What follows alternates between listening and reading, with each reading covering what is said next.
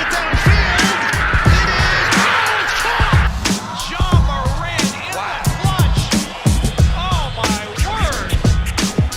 Oh, my God. Deep to right field. Way up there. And way out of here. Down the sideline, Jefferson. Another huge run. Jalen Red broke tackle, stayed on his feet.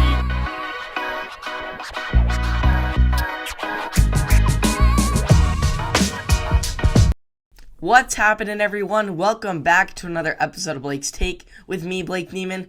And what a jam-packed day it was this Christmas. From the hardwood, to the gridiron, to the presents under the tree. It was one fun-filled day, and I hope you all had an incredible day with your loved ones. We'll start with the highly anticipated season trilogy between the two best teams in the NBA, in the Golden State Warriors and Phoenix Suns. Despite the Warriors being down Andrew Wiggins and Jordan Poole and their MVP frontrunner having an off Christmas day, they were still able to get the win on the road over the fully loaded Suns in primetime fashion. Curry missed 11 of his 16 three-pointers and shot just 37% overall, but he still managed to put up 33 points through his creativity off the ball and ability to drive off the dribble. With all the hype surrounding his three-point shooting abilities, we kind of lost sight of how great Curry is in other aspects of the game. Not to mention how much of an impact the other players on this roster have, such as Gary Payton II, Otto Porter Jr., and the notorious Draymond Green are having on both ends of the floor. The Warriors have now passed the Suns for the number one seed in the West, and once Klay Thompson gets back, this team is going to be quite hard to stop. Now on to the two teams who prior to the season were the teams with the best odds to end up as the NBA champions. Those odds aren't so great anymore, at least for the Lakers, who were 16-17 coming into Christmas Day, and no team with a record below 500 before Christmas has ever gone on to win it all.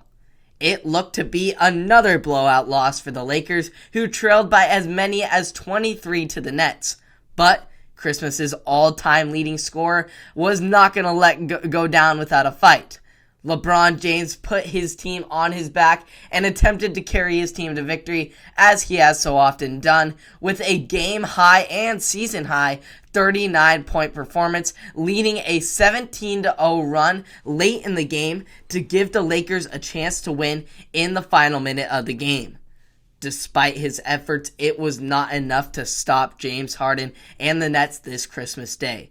Straight out of health and safety protocols, Harden was in vintage form with a 36-point triple-double to lead the Nets alongside NBA veteran Patty Mills, who dropped a career-high 34 points en route to a win over the Lakers in the new Crypto.com arena. The Nets now add to their impressive 22-9 record that has put them atop the Eastern Conference, with Harden showing his once MVP abilities in the absence of Kyrie and KD, while the Lakers, on the other hand, fall to 16-18 and remain as the 7th seed in the Western Conference.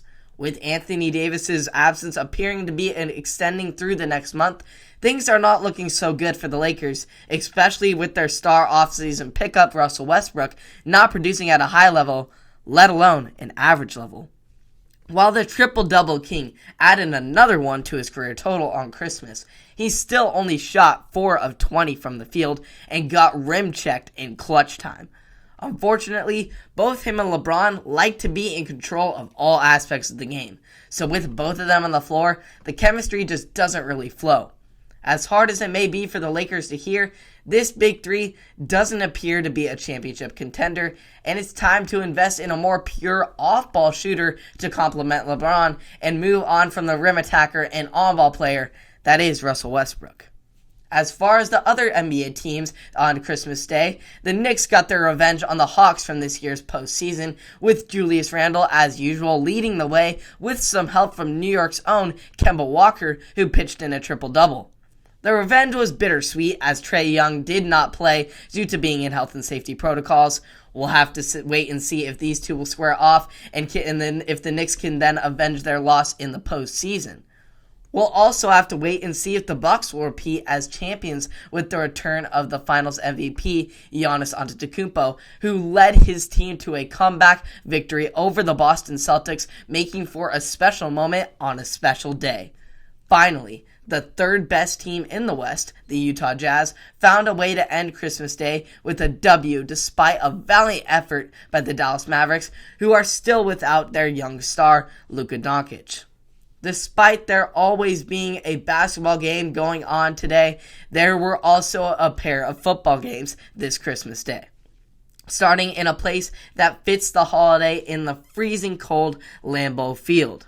It looked to be yet another awful day for the Browns after Baker Mayfield threw 3 interceptions in the first half, allowing Aaron Rodgers to take advantage, turning Mayfield's turnovers into his touchdowns, making him the Packers' all-time leader in touchdown passes ahead of the legendary Brett Favre.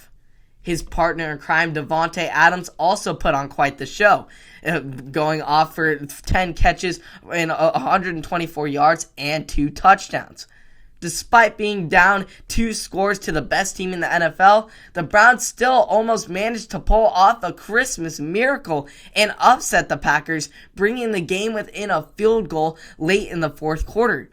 But, once again, Aaron Rodgers would get the last laugh and ride off into the night victorious. Finally, we flipped the weather to the other end of the spectrum, out in the warm desert, where the Arizona Cardinals were taking on the Indianapolis Colts, who were in hopes of avenging their loss to the worst team in the NFL, in the Detroit Lions.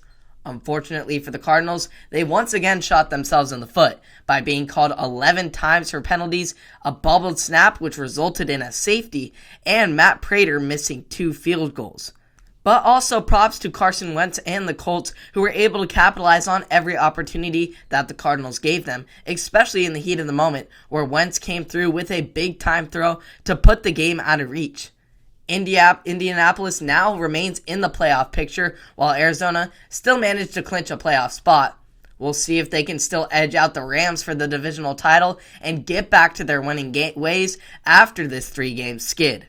So there you have it, a Christmas Day filled with gifts all across the sports world, and I hope you all enjoyed me keeping you informed about it all. It was a lot. So make sure you subscribe and like to continue to stay up to date on all the local and national sports from the Willamette Valley and beyond. And you can do that on Apple Podcasts, Spotify, and or YouTube here on Blake's Take. And I will see you all in the next one. Have a Merry Christmas Day.